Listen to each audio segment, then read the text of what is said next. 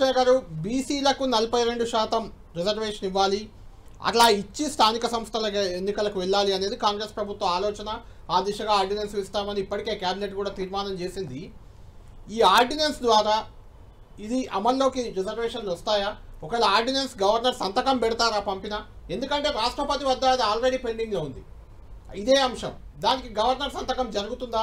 మీరు ఎలా రేవంత్ రెడ్డిని వెళ్ళి అభినందించారు అంటే ఏ రకంగా అమలవుతుంది అనుకుని అభినందించారా, లేకుంటే వాళ్ళు తీసుకున్న ఇనిషియేషన్ చూసి అభినందించారా? ఎందుకంటే మీ బీజేపీ ఎంపీలు, బీజేపీ నేతలు ఎవరు దాన్ని నమ్మట్లేదు, ఇది అమలు అవుతుందని నమ్మట్లేదు.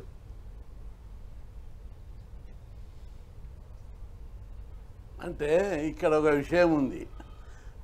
రాజ్యాంగం లోపల స్పష్టంగా ఆర్టికల్ 243(d)(6) ప్రకారము స్థానిక సంస్థలలో బీసీ రిజర్వేషన్లను నిర్ణయించే అధికారము రాష్ట్ర ప్రభుత్వానికి ఉంది. ఆ మేరకు జనాభా లెక్కలు తీశారు, డెడికేషన్ కమిషన్ నియమించారు.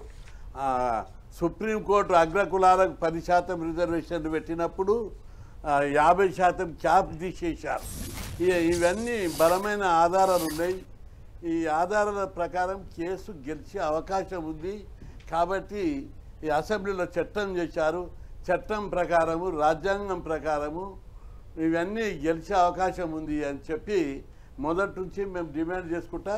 మీరు ముఖ్యమంత్రి గారు ఏం చేస్తున్నాడు, కేంద్రం మీద నెట్టి బీజేపీ ప్రభుత్వాన్ని విమర్శించడానికి దీన్ని వాడుకుంటున్నాడు. బీజేపీ ప్రభుత్వం కాదు, నువ్వు చేసే పనిని కేంద్రం బీజేపీ ప్రభుత్వం మీద ఎట్లా నెట్టుతావని చెప్పి అనేక మీటింగులు పెట్టాము. అనేక మంది ఎక్స్పర్ట్సు, అడ్వకేట్సు ఇవందరితో చర్చలు జరిపాం. చర్చలు జరిపి మొత్తం దీని మీద నువ్వు ఈ విధంగానే చేయాలి, మీకు పరిధిలో ఉన్నదని చెప్పి ఒత్తిడి తీసుకొస్తే వాళ్ళు ఆర్డినెన్స్ లేదా ఇప్పుడు జీవో తెచ్చి ఇంప్లిమెంట్ చేయడానికి పోతున్నారు. ఇక్కడ ఏది తెచ్చినా బీసీల కోసం ఏదైనా చేస్తే కోర్టులు అడ్డుకుంటాయి, వ్యవస్థ అడ్డుకుంటుంది. ఇది ఒక తమాషా అయిపోయింది అందరికీ. ఇప్పుడు కేంద్రంకు పంపి అది 9th షెడ్యూల్లో పెట్టడం అంత ఈజీ పని కాదు. ఇది నేషనల్ పాలసీ కావాలి. దానికి అది పార్లమెంట్లో చర్చ జరగాలి, జనాభా ప్రకారం లెక్కలు తీయాలి, దాని ప్రకారం దీన్ని రాజ్యాంగాన్ని సవరణ చేయాలనేది చాలా రిస్క్తో కూడుకున్నటువంటిది. నేషనల్ ఒక పాలసీ తీసుకోవాల్సినటువంటి అంశం. అది పెద్ద ఎత్తున డిబేట్ జరగాలి పార్లమెంట్లో. ఇవన్నీ అంశాలు ఉన్నాయి. ఇప్పుడున్న పరిధిలో ఈ రిజర్వేషన్లను పెంచి అమలు చేయడానికి ఇంతకంటే గత్యంతరం ఏం లేదు. దీన్ని రాజకీయ కోణంలో చూడకుండా బీసీలకు ఎట్టమే జరుగుతుంది.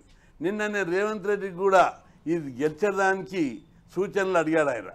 మేమందరం పోయి ఇది ఇట్లా కాదు, ఇప్పుడు మీరు తీసిర్రు, దీన్ని హైకోర్టులో సుప్రీంకోర్టులో పడితే కేవేట్ ఫైల్ చేయాలి, దీనికి ఇవన్నీ స్టెప్స్ తీసుకోవాలని దాదాపు గంట సేపు చర్చలు జరిపి దీనికి ఎట్లా గట్టెక్కాలి, దీని మార్గం ఏంటిది, 42 ఎట్లా అమలు చేస్తారో దాని మీద చర్చ జరపడం జరిగి పలు సూచనలు ఇచ్చాం.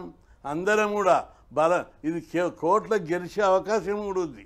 ఎందుకంటే బలమైన ఆధారాలు ఉన్నాయి, రాజ్యాంగపరమైన అవరోధాలు లేవు, చట్టపరమైన అవరోధాలు లేవు, న్యాయపరమైన అవరోధాలు లేవు. ఇక చాలామంది రాజకీయంగా ఏమని అనొచ్చు, కానీ ఇంకా ఇక్కడ కొన్ని అంశాలు ఉన్నాయి. ఇందు లోపల ముస్లింలు ఉన్నారు, మనకు వాళ్ళు ఎక్కువ వాళ్ళే కొట్టేస్తున్నారనే అభ్యంతరాలు ఉన్నాయి. మున్సిపాలిటీల లోపల వాళ్ళు అన్ని కులాలను కలిపారు. ముస్లిం లోపల లద్దాపు, పింజర మొదటి నుంచి ఉన్నాయి. అవి విడిచిపెట్టి ఈ రాజకీయంగా వాళ్ళు రాజకీయ రిజర్వేషన్లు ఇవ్వాలని ఎక్కడ లేదు. దాని మీద సుప్రీంకోర్టులో కేసు కూడా ఉంది. ఆ కేసును నేను వాళ్ళని వ్యతిరేకించుకుంటూ సుప్రీంకోర్టులో కొట్లాడుతున్నాం. అది ఒక అంశం. ఇప్పుడున్న పరిస్థితుల్లో ఇంతకంటే వేరే మార్గం ఏం లేదు. ఇప్పుడున్న పరిస్థితుల్లో రాజ్యాంగాన్ని సవరించడము, 9th షెడ్యూల్లో పెట్టడం అనేది చాలా రిస్క్ తోటి డిబేట్ జరగవలసిన అంశం. ఇప్పుడున్న తక్షణ కర్తవ్యం కోర్టు జడ్జిమెంట్ ప్రకారము దీన్ని తక్షణంగా అమలు చేయడానికి ఇది సులభమైన మార్గంగా ఇదే మార్గమని మేము సూచించాము. బీసీ సంఘాలన్నీ కూడా 100 బీసీ సంఘాలు కలిసి మీటింగ్ పెడితే ఇదే అభిప్రాయం వ్యక్తం చేశారు. అడ్వకేట్లు వచ్చారు, అదే అభిప్రాయం చెప్పారు. మీరు నమ్ముతున్నారు ప్రభుత్వం చేసిన చర్యల్ని, ఇది ఒకటే ఆప్షన్, మంచి ఆప్షన్ అని చెప్తున్నారు. ఎందుకు మరి మీ బీజేపీ ఎంపీ, రాజ్యసభ సభ్యుడు, ఆయన మైనార్టీ బీజేపీ బీసీ సెల్కి ఓబీసీ కన్వీనర్గా కూడా ఉన్నారు, లక్ష్మణ్ గారు కానీ పాయల్ శంకర్ ఎమ్మెల్యే వాళ్ళకు నమ్మకం కుదరట్లేదు మరి. అంటే అక్కడ వాళ్ళ అభిప్రాయం కరెక్టే, కానీ ఇటువంటి పరిస్థితిలో ఇంతకంటే సులభమైన మార్గం లేదు. ఇప్పుడు కేంద్రంలో దీన్ని అమెండ్ చేయడము, జాతీయ పాలసీలో తీసుకురావడము, ఇంతగా అది తీసుకోవడానికి టైం పడుతుంది. ఇప్పుడు ఈ 30 లోపల ఎన్నికలు జరపాలంటే సులభమైన ప్రత్యామ్నాయ మార్గం ఒకటి ఉండాలి. అట్టని మేము బీసీ సంఘాలుగా ఆలోచించాము. బీజేపీ పాలసీ నేషనల్ పాలసీ వాళ్ళు ఆలోచించేది కరెక్టే. అది ప్రత్యామ్నాయంగా మేము ఈ సూచనలు చేశాము. తప్పనిసరి ఈ పద్ధతిలో ప్రతిదాన్ని కోర్టు ఎదుర్కొంటుంది. ఏది పెట్టు బీసీలకు రిజర్వేషన్ ఏది పెట్టినా కోర్టులు అడ్డగిస్తాయి. తప్పనిసరి కోర్టులో కొట్లాడాలి. తాడోపేడ తెలుసుకోవాల్సిన సమయం ఆసన్నమైంది. దీని మీద పెద్ద ఎత్తున సమాజంలో చర్చ జరగాలి.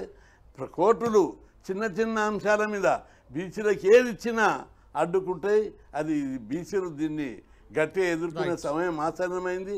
రెండవది, ఎట్టి పరిస్థితుల్లో 42% అమలు చేయడానికి పెద్ద ఎత్తున ఉద్యమం జరపవలసిన అవసరం ఉంది. ఈ సందర్భంగా అందరు బీసీ సంఘాలు నాయకులు అందరూ కూడా దీని మీద చర్చ పెద్ద ఎత్తున చేసే ఈ నిర్ణయంకి వచ్చాం. తప్పనిసరి అమలు చేసే వరకు ఈ ప్రభుత్వాన్ని వదిలిపెట్టేది లేదు. కోర్టులో కూడా కోర్టుకు పోరని నేను అనుకుంటున్నా. ఎందుకంటే కేసు బలంగా ఉంది. బీసీ డెడికేటెడ్ కమిషన్ గతంలో సుప్రీంకోర్టు చెప్పింది డెడికేటెడ్ కమిషన్ ద్వారా చేయాలని. అదేవిధంగా జనాభా లెక్క తీశారు. అంటే తప్పులు ఉండొచ్చు. 42% కంటే జనాభా ఉన్నది. దీని విషయం లోపల ఖచ్చితంగా మరి 42 అమలు చేయడమే మనకు ప్రత్యామ్నాయ మార్గంగా మాట్లాడారు. ఒక్క నిమిషం, డెడికేటెడ్ కమిషన్ పర్ఫెక్ట్ గా చేసింది కాబట్టి కోర్టుకు వెళ్ళిన ఇబ్బంది లేదని మీరు చెప్తున్నారు. అసలు ఆ కమిషనే సరిగ్గా పనిచేయలే అనే అనుమానం ఒకటి.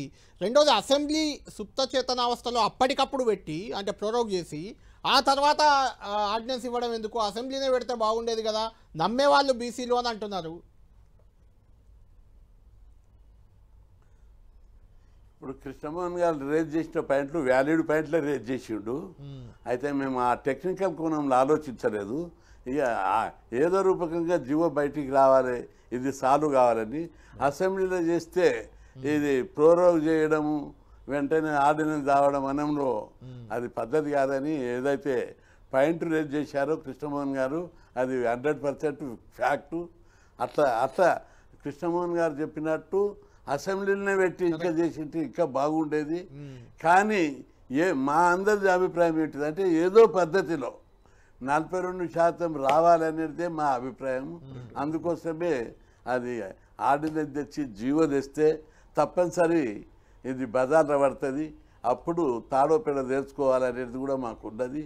అందుకే మరి ప్రభుత్వము దీన్ని ఎట్లా అధిగమిస్తుంది, ఎట్లా సమర్థించుకుంటుందో కూడా ఆ పాయింట్ మీద ఇంకా చర్చ జరగాలి. ఇది వ్యాలిడ్ పాయింటే. అసెంబ్లీని అప్పుడే ప్రోరోగ్ చేసి ఆర్డినెన్స్ ఎందుకు, అసెంబ్లీలో మళ్ళొక రోజు పెట్టి చర్చ చేసి చట్టం చేసి పంచాయతీరాజ్ చట్టాన్ని సవరిస్తే ఇంకా బాగుండేది. రైట్ గారు, ఫైనల్గా మీరు చెప్పండి, ఎలాగో నిన్న అభినందించి వచ్చారు, మీకు మళ్ళీ రేవంత్ రెడ్డిని కలిసి చెప్పే అవకాశం కూడా ఉంది. మీరు ఎలాగో కృష్ణమోహన్ గారు చెప్పిన దాంట్లో వ్యాలిడ్ పాయింట్లు ఉన్నాయంటున్నారు కాబట్టి ఆ దిశగా మళ్ళీ రేవంత్ రెడ్డి దృష్టికి ఏమైనా తీసుకెళ్తారా? ఇది ఆగకుండా అవసరమైతే ఒక 3 నెలలో 6 నెలలో స్థానిక సంస్థలు ఇంకా వాయిదా వేసుకొనైనా 42% రిజర్వేషన్లు వచ్చిన తర్వాతే వెళ్ళాలని ఏమైనా కోరుతారా? ఏమైనా ఫర్దర్ ఏం చేయబోతున్నారు మీరు? ఇప్పుడు మనం ఇంత డిబేట్ జరుగుతుంది, ఈ పాయింట్లు ముఖ్యమంత్రి దృష్టికి పోతాయి. ఇప్పుడు కృష్ణమోహన్ చెప్పినటువంటి పాయింట్లు వ్యాలిడ్ పాయింట్లు చెప్పారు. ప్రోరోగ్ చేయవలసినటువంటి అవసరం ఏముంది? అప్పుడే మళ్ళీ తెల్లారే అసెంబ్లీ పెట్టి మళ్ళొకసారి పంచాయతీరాజ్ బీసీ బిల్లు కాకుండా పంచాయతీరాజ్ చట్టాన్ని సవరించి దాన్ని ముందుకు తీసుకపోతే ఇంకా బాగుండేది అని ఏదైతే చెప్పాడో అది వ్యాలిడ్ పాయింట్. అట్లా మరి ప్రభుత్వంకు ఎవరు సలహా ఇచ్చినా తెలియదు. నేను ఇచ్చిన సలహా ఏమిటంటే న్యాయపరంగా గెలవడానికి ముఖ్యమంత్రి రేవంత్ రెడ్డి కలిసి న్యాయపరంగా గెలవడానికి మీరు అడ్వకేట్ అని పెట్టాలి, అన్ని పకడ్బందీ చర్యలు తీసుకోవాలి. రెండవది, ఎవరు ఓరని మేము అనుకుంటున్నాం కోర్టుకు, ఎందుకంటే అగ్రకులాలకు 10% రిజర్వేషన్ పెట్టినప్పుడు ఇప్పుడు ఆ ఇష్యూ మళ్ళీ రేజ్ అవుతుంది. ఇప్పుడు మీకు 10% పెడితే మేము ఓర్చుకుంటున్నాము, మా జనాభా ప్రకారం పెడితే మీరు ఎవరైనా రిజర్వేషన్లకు వ్యతిరేకంగా పోతే తప్పనిసరి పెద్ద ఎత్తున ఉద్యమాలు జరుగుతాయి, పెద్ద ఎత్తున ఆందోళనలు జరుగుతాయి, రాష్ట్ర బంధువులు జరుగుతాయి, రస్తారోకలు జరుగుతాయి, గొడవలు జరుగుతాయి. దీని మీద చాలా పెద్ద ఎత్తున బీసీ మూమెంట్ వచ్చే అవకాశం ఉంటుంది. కాబట్టి ఇవన్నీ అంశాలు దృష్టిలో పెట్టుకొని 42% ఎట్టి పరిస్థితిలో అమలు చేయడానికి చర్యలు తీసుకోవాలని ముఖ్యమంత్రి గారికి సలహాలు నిన్న కలిసి చర్చించడం జరిగింది. 1 అవర్ మొత్తం అనేక విషయాల మీద చర్చలు జరిపాము. బీసీ సంఘాలు కూడా ఓ 30 బీసీ సంఘాలు వచ్చాయి. అందరూ కూడా తమ అభిప్రాయాలు చెప్పారు, ఎట్లా దీన్ని గట్టెక్కియారని.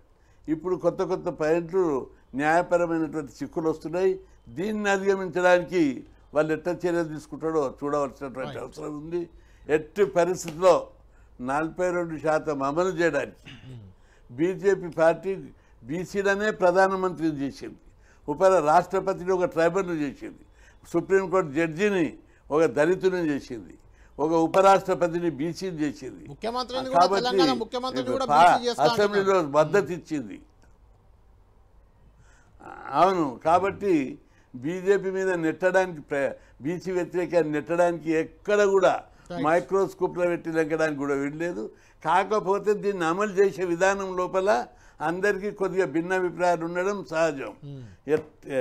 అది ఎట్లా అమలు చేయాలి పక్కన డాక్టర్ లక్ష్మణ్ గారు చెప్పిన సూచనలు కానీ అవును, అందరి లక్ష్యము బీసీలకు మేలు జరగాలి. బీసీల యొక్క లక్ష్యం తప్పనిసరి రిజర్వేషన్లను